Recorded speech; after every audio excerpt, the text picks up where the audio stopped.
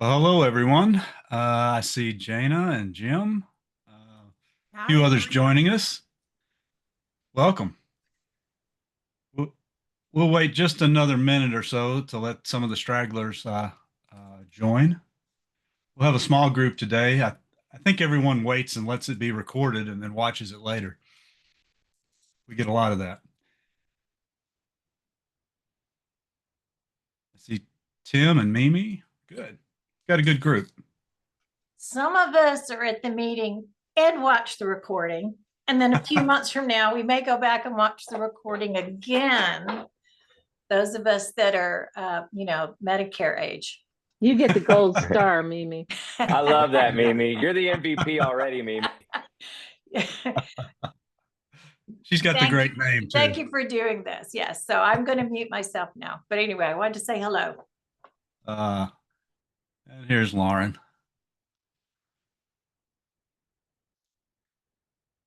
I'll admit her there.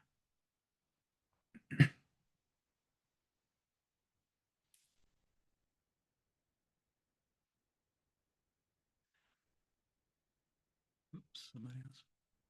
Matt Finley. Okay.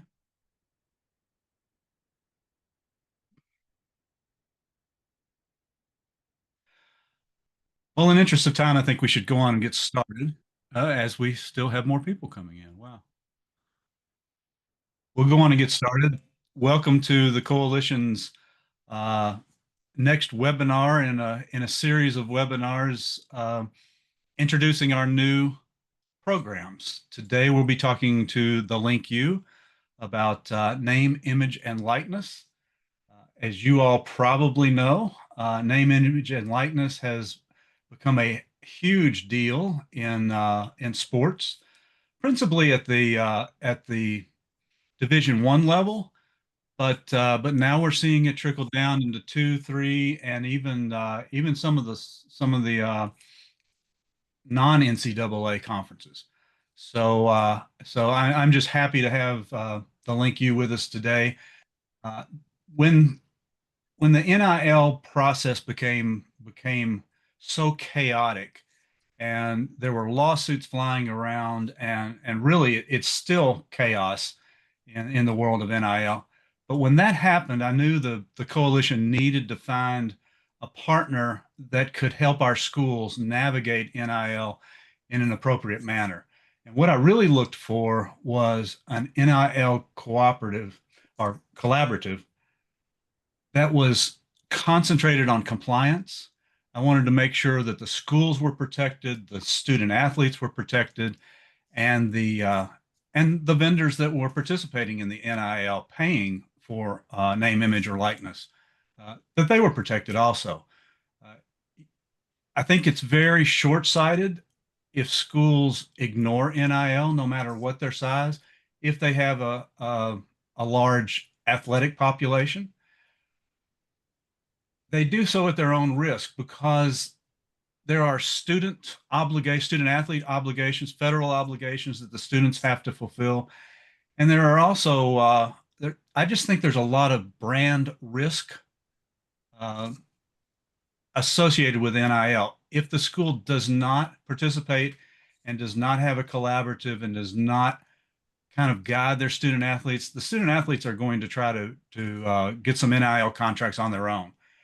And if they do that and there's a problem or something, you know it's going to hit the papers and you know then the school's going to be named and then you're going to have to explain what's going on.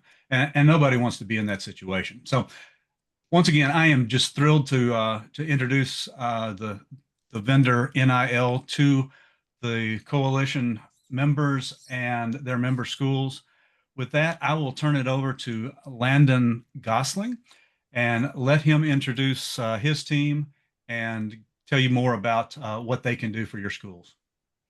Lion, thank you very much. And I'm going to give Lion a virtual fist bump because he's already talked about our three core values as a company, and that's protecting the student athlete, protecting the university, and protecting those sponsors. And so, my name is Landon Gosling, Vice President of TheLinkU. I'm joined on my team right now with Eric Cisneros, who's our VP of Partnerships and Integration. I'll let him kind of go a little further in depth on that. But I'll just kind of give you guys a backstory and just lay the foundation of how the LinkU came to be. And so I played basketball at the University of Houston. My last year was 18, 19, finished getting my master's. This was pre-NIL. So got my master's, grad assistant coached for a year, and kind of realized, that I wanted to find kind of where I would make the biggest impact for these young student athletes, because I knew just from myself and having a lot of support growing up, if I struggled with it, a lot of these student athletes struggle with it. How can we support them? Again, pre-NIL. And so previous to my role now, I worked in our athletic fundraising office, Cougar Pride at the University of Houston. So fundraising for scholarships, facilities, kind of you name it in the sports world. That's where I lived, and just fell in love with that process. And then the entire country kind of got slapped upside the head with NIL, right? And when the NCAA came out and said, "Hey, NIL is now a green light," they didn't really give a lot of guardrails. What does it look like? And now you see, especially post July 1, they're trying to kind of contain it a little bit and give more clarity on what that needs to look like. Us as the Link U were very, very fortunate because we always, from day one, built this thing to be transparent, sustainable, and be able to stand the test of times and really position ourselves for post-house settlement, right? And so through my time in fundraising, I got really close to two of our biggest donors at the university. Both were just entrepreneurs that have started, sold, acquired businesses kind of all over the spectrum, but they knew how to start, operate, and run a business. I think that's where we took a different approach. Was you look at some of these schools and it's just a bunch of donors gathering money and just paying to the student athletes. Well, that's not what NIL was intended for, and now that's what you see the NCAA trying to walk back. That wasn't the purpose and the intent. And so there's two kind of main buckets, I guess, to kind of segment this into. The Link U is, we've put this all into, we call it our ecosystem. So it's a one-stop shop for all stakeholders to be able to feel comfortable and confident in the process, but also be transparent. And everybody kind of has their own portal to always see what's going on in real time. But we segment it out into our revenue generation side of things, and then our tech and our SaaS side. And I'll start with the SaaS platform, and the tech side is actually the exact same team that came in and built our tech. They built and sold. It was VCS, and they sold it as Simpler, SYMPLR, which was the world's largest medical credentialing healthcare software. And so when you talk about compliance, we knew day one, compliance, protection is what we preached. And so that's kind of the back of the house. Our tech allows a transparent platform for, again, all stakeholders, the student athletes, admin at the universities, even the sponsors, where they can go in and see if they are supporting NIL, where do my dollars go?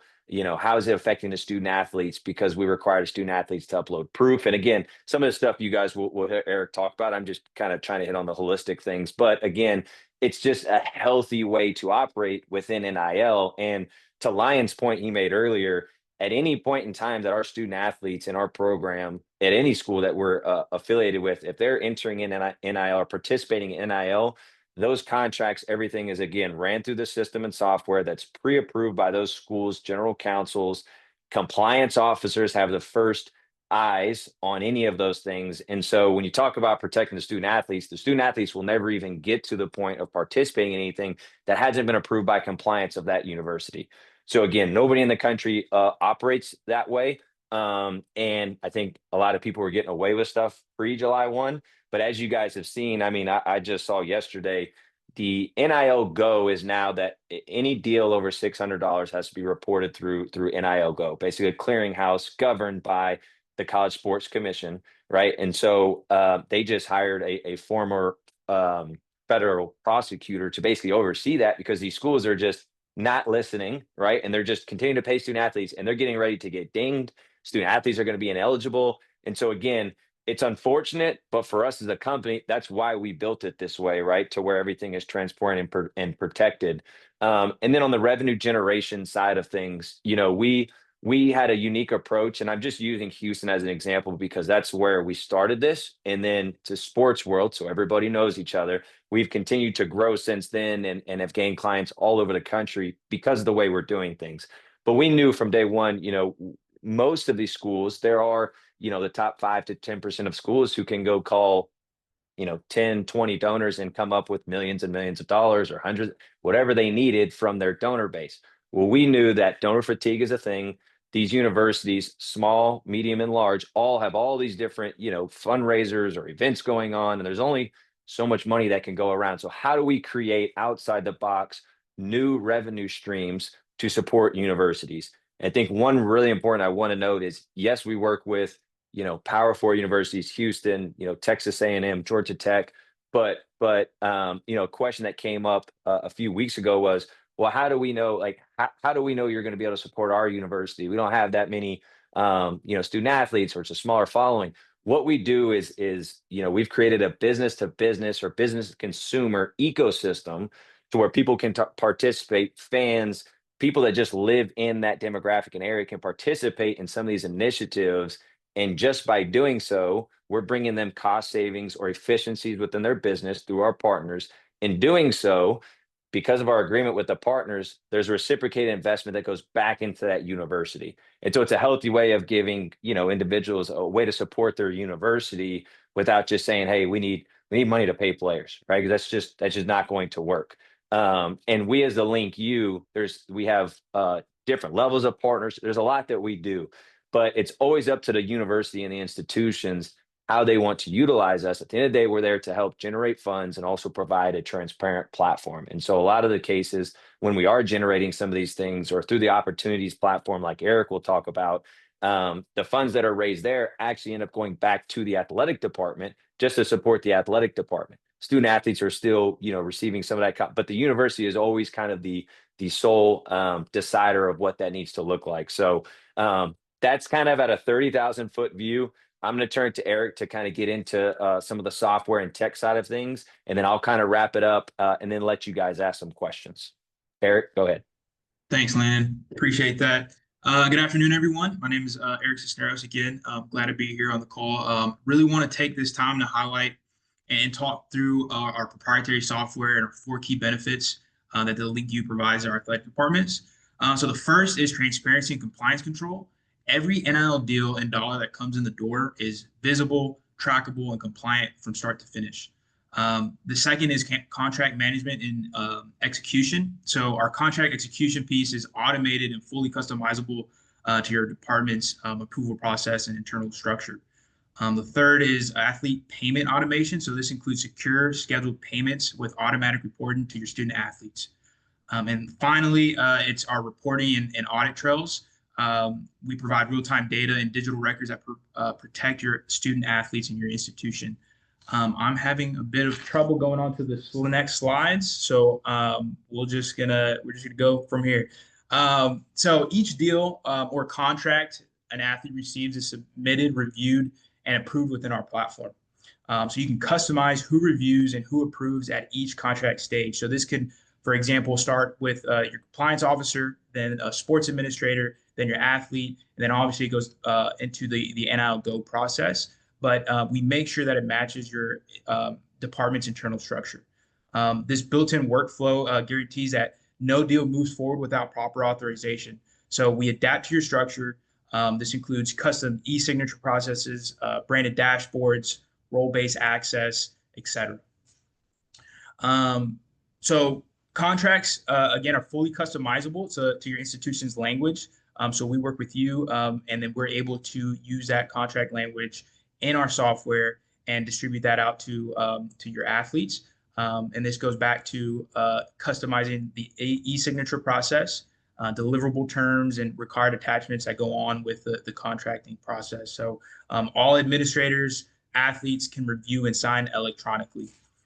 One thing really quick to add on that, Eric. Yeah. So most of the time, guys, at the universities, it's the general counsel at the school, again, to Eric's point, customizing that agreement that the athlete would fall into, because they're all pretty much the same terms and agreement, but the deliverables and obviously the compensation rate would be different. But to Eric's point, this is why universities love us, because again, you guys build in your language, we automate it in the system, so it's preloaded in the system, and then as those opportunities come in, we plug and play with pre-approved contracts from that school's general counsel. So sorry to interrupt, Eric. No, that works. But yes, our team takes care of the athlete onboarding, the contract and athlete engagement management, payment, etc.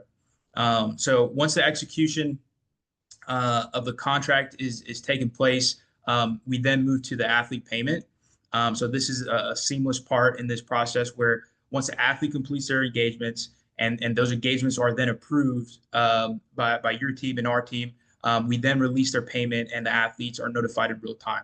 So it's a direct payment execution. All funds go through their secure digital disbursement, and every transaction is logged against the associated contract.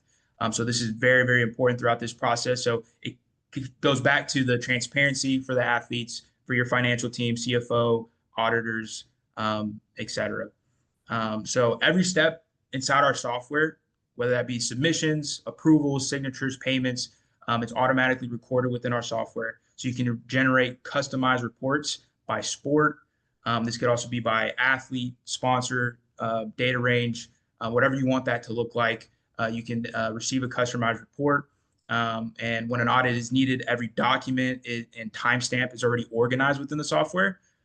So this provides, both accountability and protection, providing, proving that your NIL operations are clear and transparent.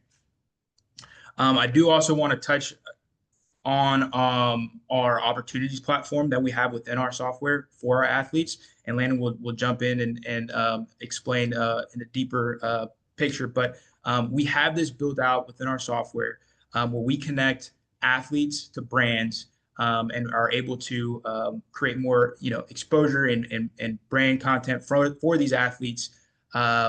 This can include custom merchandise. This could include any shout outs, autograph signatures, and this is all within the platform. And it's a great way for the fans to engage with the athletes, for brands to engage with the athletes, and it's all within our software. And Landon, you can take it on from there. Yeah, I think that might be, I mean, that's just a huge emphasis I want to make sure is from day one, any of our partner schools, a big thing that we knew from the beginning was, okay, we're in the NIL world. There are some athletes that make a lot of money, right? But how do we incorporate all student athletes? How do we get to the female student athletes? How do we get to the Olympic sports? How do we build a win for us is building we always say an NIL program for that school rather than these 5 athletes are going to make that money. And to be quite honest, we've worked with, first round draft picks and in the nicest way, they're not always appreciative for every dollar and cent that they get. But sometimes you work with a tennis player and $400 to them is like, oh my goodness, like the biggest deal in the world, right? And that's where we get our joy. And so from day one, every student athlete will have the ability to partake in NIL, meaning they go in our system, they go in our platform, they create a profile, they link their social media, and they can also start promoting and branding that themselves, right? And one of the things that Eric didn't hit on, but we have a branding team. Janelle Fitzgerald is a former volleyball player that helps athletes do webinars, seminars, and teach them how to build their brand. But you're talking about, being at any school in the country and as an athletic director, giving all of your student athletes the ability to create a profile, to participate in NIL, and also self-promote it.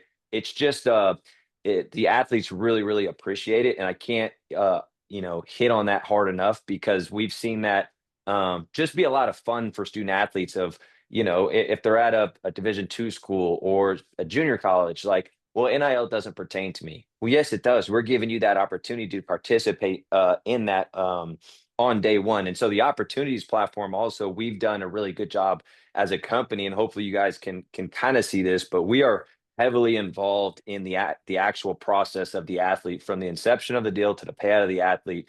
We have our athlete management team. We communicate with the athletes daily. We make sure they upload proof. And so we're in the trenches with these athletes every single day. And, the brands that we've worked with now all around the country are very appreciative of that, because typically if you have a brand that comes into a university, it's on them to track down the athletes, it's on them to communicate with the athletes. And so since we've gained that trust with these brands, they now come to our platform and say, hey, we want to cast a wide net of 10 student athletes across these different areas in this region.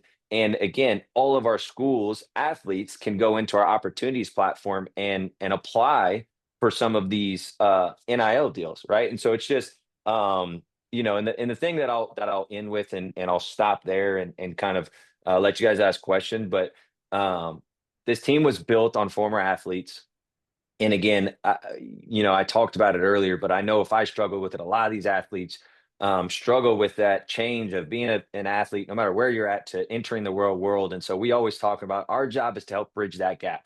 How do we do that? We can provide them as many opportunities as possible, also providing them real financial literacy and education. We have a national partnership that says right here with Morgan Stanley and their global sports and entertainment division, right? That is super, super important. And they've been a great partner, because one of the things that we kept hearing was, the athletes are earning compensation, they have financial literacy, but we didn't really see tangible things happening with these athletes, or actually engaging or asking questions, learning about taxes. All of our student athletes have some of these tools and resources that they can participate in. I talked about the brand building, right? So just giving them a lot of tools while also allowing them to allow every student athlete to participate in. And so we're super passionate about what we do. And our job is to bridge that gap for when they are done and they enter the real world. And probably the best thing that I can say on this call, and I take the most pride in, is now we have several student athletes that have had NIL deals, right, where they've engaged with brands or companies while they're on campus, now have jobs with those companies, right? And so again, what we try to do is we're making these student athletes put their phone in their pocket, talk to these business owners, right? It doesn't matter what school you're at. Where do you go eat lunch at? Where do you go get your hair done? Talk to these business owners, tell them that you'd love to be a brand ambassador for those companies, right? Ask about their families. That's going to lead to more opportunities. So we're very hands-on within that process. And again, it is an entire ecosystem that brings everything together, but also puts it all through the platform and the software where everybody is protected and things are done above board. So, I'll end there. Obviously, I want to open up for questions, but just know everybody on this call, we welcome questions. We welcome one-on-one meetings after this. If you guys want to go further in a demo, or you have other people that want to get involved, we'd love to do that. But I'll stop there and turn it over for questions.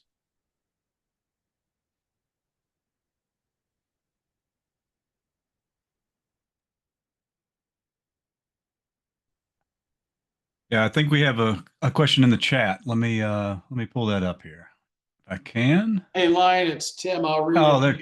Yeah, it's Yeah, from Tim. you. I figured the one thing that we're certainly paying attention to is that we got a high majority of our members here in Pennsylvania are Division III programs. And, there are urban programs, there are rural programs. Some of them have companies that would do some meaningful NIL, but frankly, some of the rural schools probably will struggle to get any kind of money coming in. I sort of see this as a D3 versus the D1-2 programs. And I worry about our D3 schools getting thumped to almost out of existence by NIL and scholarship programs of the D1 and D2 programs, and really hurting what is bread and butter institutions for our members. These are institutions where 25, 35, 45% of their students are athletes. They came to the college because of the athletics. And I'm just wondering out loud, how many institutions that are D3 have been working with the TheLinkU? And then are there strategies that we can deploy to protect D3 programs? I mean, you got some really nationally, forget nationally ranked.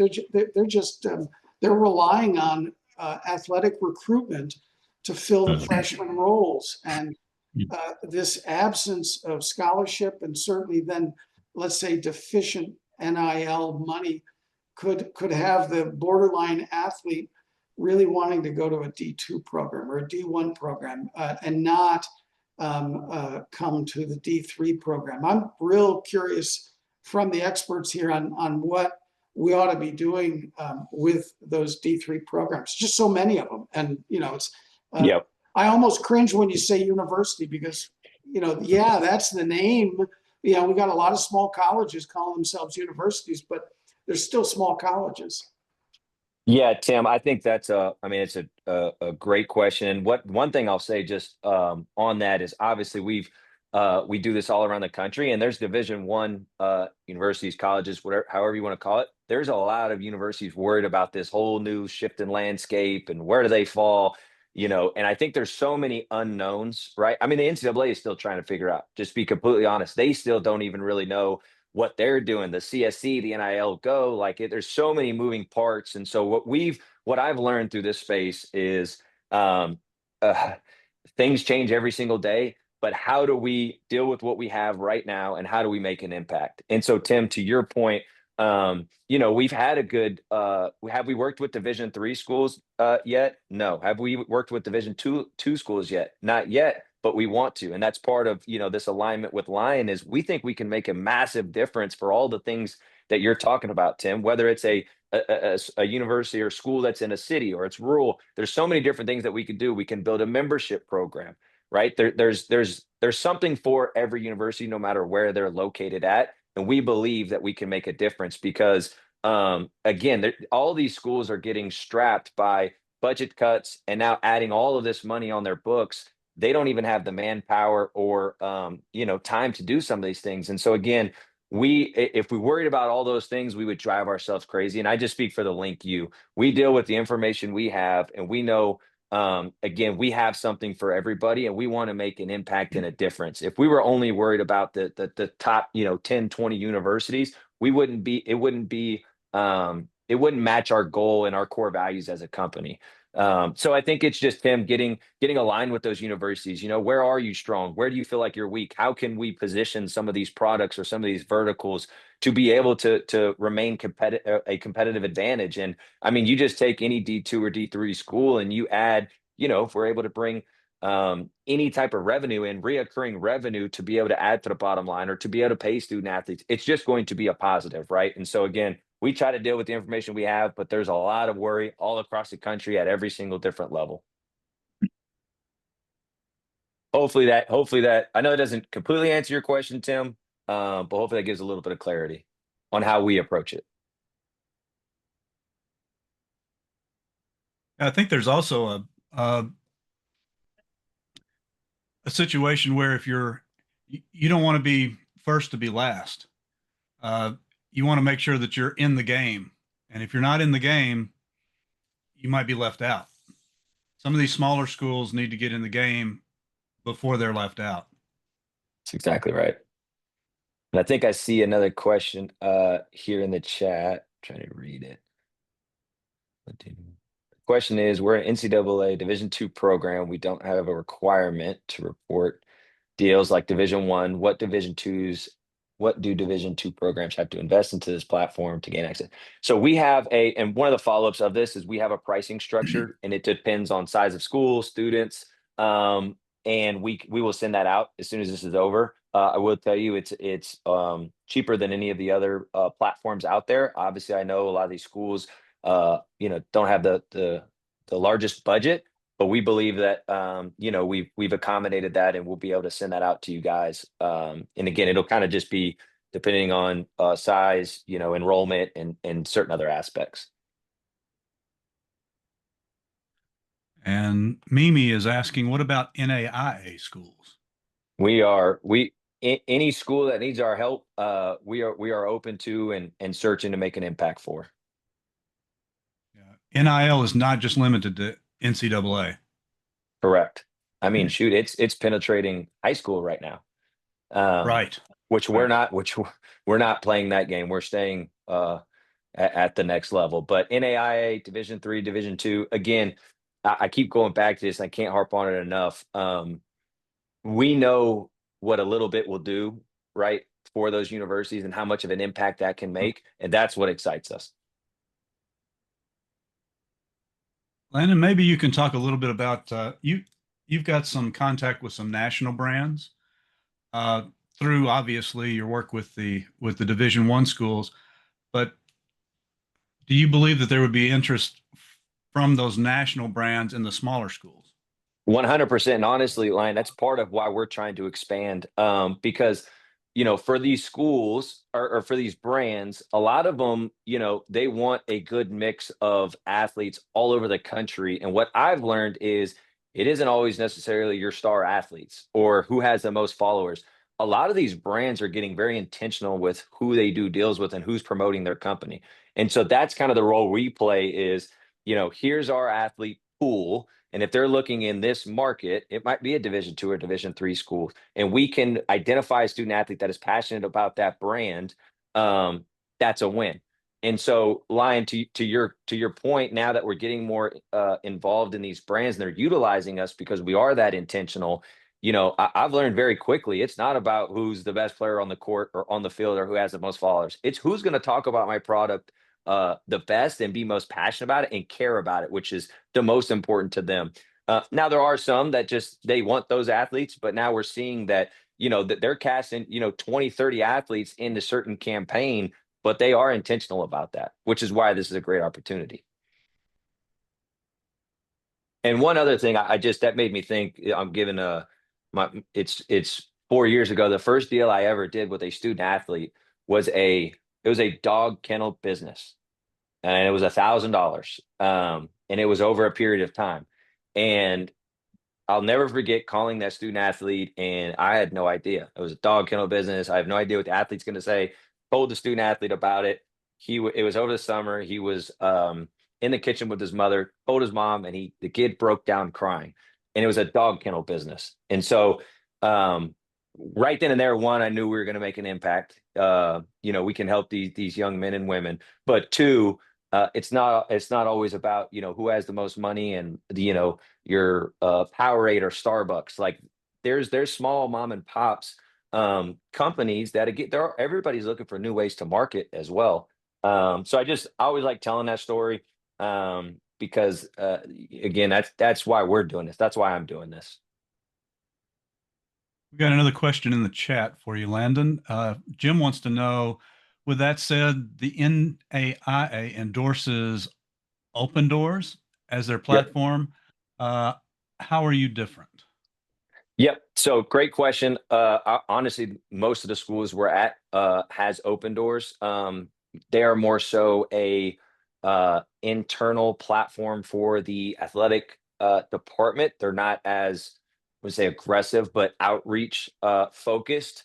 So there's some overlap, but it's when you kind of look at it in its full scope, different in a lot of ways because they do one thing really well for NIL, and that's kind of the compliance and somewhat of the opportunities platform. And so what I will say is there's no contract issues. Again, most of the schools that we're at has Open Doors, but I would say the biggest difference is again the human element, the constant communication with the student athletes, the promotion of the student athletes, the opportunities for them to not only create their profile, but to promote that profile. And then we are very active in when opportunities come to our opportunities platform, all of our student athletes are getting notified, opposed to student athletes having to go on and see what they might fall under. I was a student athlete. Not a lot of student athletes do that, or there's a lot that slips through the crack. We want to take care of our athletes. We want to give all of our schools a competitive advantage. So if any of those things come up, we are constantly in communication with the athletes. And then also all of the additional benefits, the financial literacy and education, the brand building, the personal human element, I would say also is probably the biggest difference. I think that question segues well into one of my questions, Landon. That is, how big is the lift for a school? Are you complete turnkey, or how much does the school need to do? Yeah, that's actually a great question. So, everything that we've built is to help and answer challenging problems to universities. And so, like I'll give the platform itself, right? The platform is not for your athletic directors or your staff having to go in and learn a bunch of things. It's more so a tool and resource to just be able to log in and see all the relevant data and information. And so the way for the LinkU, the only way that we move into a university, no matter which university it is, like we always talk about alignment. As long as we are aligned and we are on the same page and we have full support and validation, we are good to go, and it is turnkey. But with that said, if we're out, doing our thing and talking to the student athlete, communicating with the student athlete, bringing opportunities, and an athlete or a donor, a business calls the athletic department, says, "Hey, who the heck is the LinkU?" Or is this within the athletic department? Are you guys supporting this? And the answer is no. We won't be successful, right? And so it's always the alignment, the validation, and support, and then just having the your login and credentials for the platform just to see what's going on.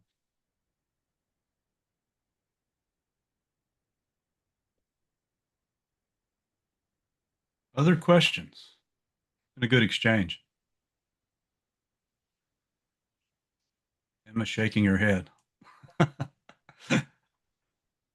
No other questions? Well, I'll keep asking. I only have one more. And Landon, as we've discussed, our schools are very tuition driven, most of them. They don't have the large endowments. Being tuition driven, that means enrollment's very important. And a lot of our schools get their enrollment through student athletes. So how do you work with coaches in the recruiting phase and or admissions, whoever is doing that recruiting for a campus? How does the LinkU coordinate with recruiting? Yeah, that's actually a space that we didn't intend to get in, but now, to your point, Lion, like pretty much every visit, or I mean, NIL is a component, right? And so we become a massive resource and avenue for the coaches.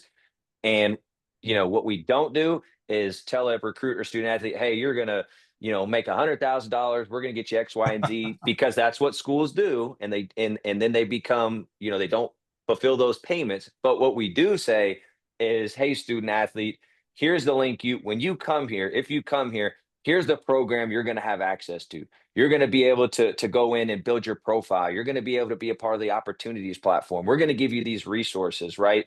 That means so much to these head coaches. And now that's a huge part of what I do and my team does. It's just be a resource for those coaches for when they are out recruiting or a kid is on campus. "Hey, we have an awesome NIL program at a D3 level. We have an NIL program. Would love for you to talk to the team over at the LinkU." And then we come in and just tell them, "Hey, here's what we do. Here's the resources that are going to become available to you." So that's a great question, Line. And to me, if you're a Division II school and a Division III school and you can say that and pass that off to our team and just be able to talk about our program and platform, that is going to give your school a massive competitive advantage. And I believe that wholeheartedly. As a parent of a former student athlete at a small college, my son played basketball, and I would be really concerned if I was a parent right now if my son was going to play at a school that didn't have some sort of NIL program and suddenly he got a contract or he got something. Um, I just, at 18, I don't know that they are savvy enough to know what they're doing. Lion, I want to say one thing to that point, because in that whole process I just talked about, again, we always say it and it sounds cliche, but it's the truth. We want to do NIL the right way. And so in these recruiting processes and even kids that are on campus, a huge part of what we do is we communicate with families 24/7, moms, dads, uncle, because we want them to feel comfortable and confident for everything that you're talking about. And honestly, protect the student athlete from a lot of the things that they don't need to be worried about. They need to be worried about their degree and then the sport they're playing, right? And so it's not, we take a different approach. Hey, who's your team around you? How can we? So in the recruiting process, I'll meet with moms and dads and say, "Hey, here's the opportunities that we're going to bring to the student athletes. Here's the resources." And that's a big part of what we do, because that's how it should be. Unfortunately, it's not at a lot of places, but that's how our ship is ran. And Mimi's got a question. If we are promoting this to our schools, which department heads do we direct the information to? I would always say the athletic director. Athletic director, and then typically he'll have a team, and every university is so different. I've learned that also is everyone's got different titles and stuff, but everyone is ran completely different. At the end of the day, the athletic director and the presidents are normally the two decision makers, and then it kind of trickles down from there. And Mimi, to that and to that question, like, we could, have a call with any athletic director, any school president, and again, ask questions. Here's what we do. Here's how to play. And then what they'll probably do is say, okay, this department, or they'll kind of trickle it down from there. But again, we love that. We welcome that. We would love it. It doesn't matter if it's just one school, Division III, just one athletic director. We'll have that call and let them ask questions and let them feel comfortable and confident.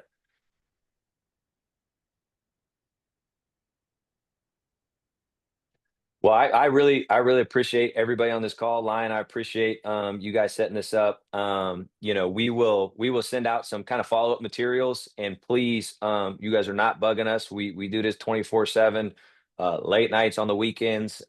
We signed up for this, so we're very passionate about what we do. We believe we're changing the lives of student athletes, men and women all around the country, and hopefully you guys can see this is very intentional. And at the end of the day, our goal is to protect all parties involved. So really appreciate everybody on this call. And we'll send out some follow-up materials and would welcome any, follow-up meetings if necessary. Great. Thank you, Landon. Thank you, Eric.